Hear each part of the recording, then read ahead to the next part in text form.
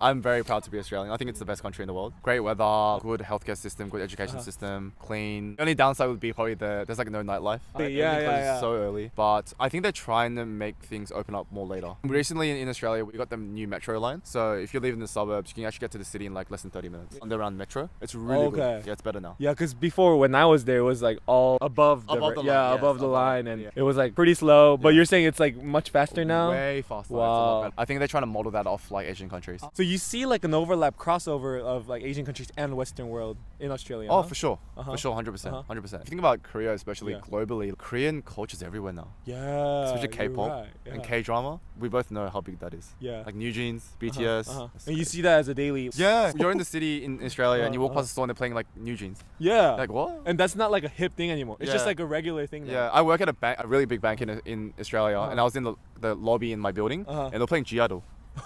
I was like, what the hell's going on? It's so random. Yeah, so I don't know. In a professional setting too, not like a cafe. And Korea's a small country for it to be that global. Yeah, but then the population, surprisingly, we're almost double the size of Australia. You guys are what, 50 mil. Yeah, you guys are 25? 25, yeah, exactly. But you guys have like 10 times this landmass. I mean, but we're so populatedly dense. So Melbourne, like, so all the other areas are like, there's no people. You do enjoy the nature around because it's a continent. It's not even a country. Yeah, it's the only country in the world that's continent. Exactly. Yeah. You feel like you really enjoy that continent nature. For sure. We have the best beaches in the world. Yeah. I'm sure you know, like, great nature. Yeah. Right. I'm gonna just put in some pictures and videos here and there too. You probably went to some of the areas. Yeah. Right? You went to Blue Mountains? Yeah. Blue Mountains, nice. And obviously like classic beaches, Bondi Beach. Bondi Beach I'm not a big fan of, but I like Manly or like the northern beaches, Coogee, Mona Vale. Yeah. And I like fishing, so I'm always kind of going up in the Sydney Central Coast.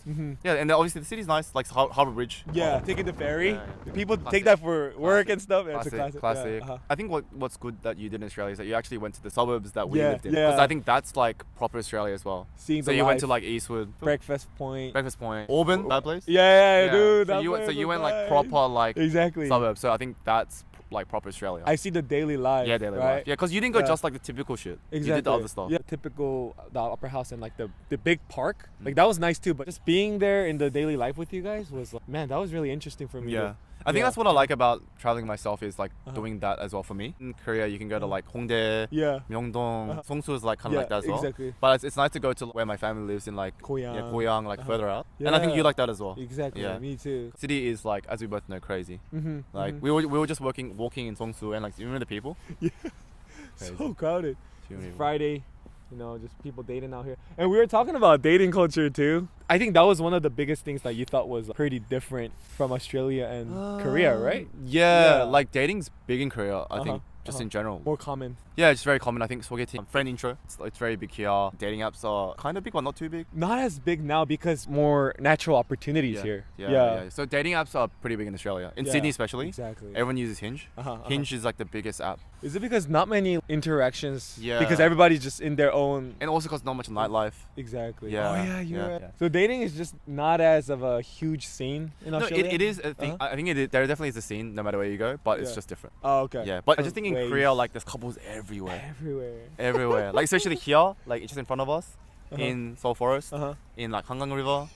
Just right. Yeah, there's couples everywhere. I feel like in these benches here, we're not gonna film them, but we're the only two guys just talking, just friendly. Literally everybody's a couple right now in front of us. The thing that you were saying that was really interesting is that dating in Korea is casual but serious. Yeah.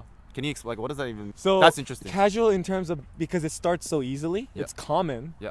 And people do break up pretty easily too if there's some differences. But at the same time, during the time when you're dating, it's very expected much of you. Oh, you know what's unique in Korea? Yeah. The 100-day thing. Exactly. 100-day, 200-day. Those type of things. No one does that. No one does it. We don't do that in Australia. Maybe just 1 year. In Korea, you guys do all that shit. Exactly, bro. Oh, and in Korea, a lot of people do matching clothing. No one does that. No one does cringy. Yeah.